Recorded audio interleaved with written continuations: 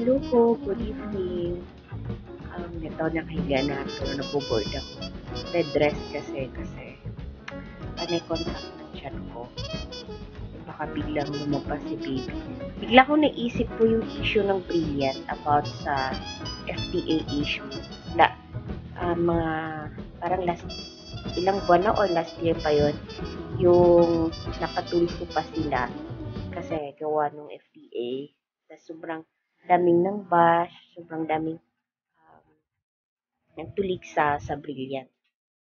Brilliant po kasi talaga ang talagang number one na rejuvenating set sa Pilipinas. Kahit sa ibang bansa po, meron po sila doon.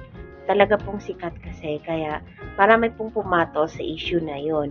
So, ang ano po kasi, may lessons po talaga si Brilliant FDA, kaya lang nakita po kasi ng FDA na meron pong mga content na hindi siya for cosmetics, kailangan po ng drug trade.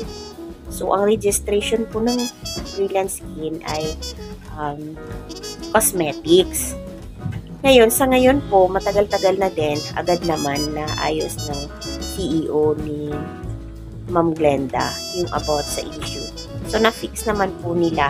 So, ngayon, yung bagong labas po na Brilliant na rejuvenating po, ay meron po siyang hydroquinone and tretinoin, and registered po yon sa FDA. Lahat po ng mga kinakailangang requirements para mailabas yung product ay meron. Safe po talaga.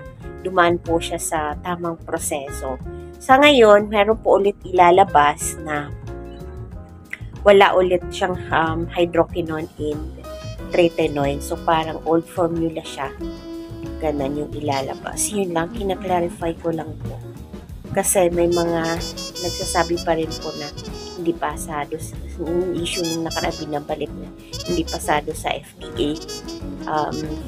Yun lang po talaga yung nagka-issue nun. Gawa ng tretinoin and hydroquinone. Pero sa ngayon po, okay naman na po.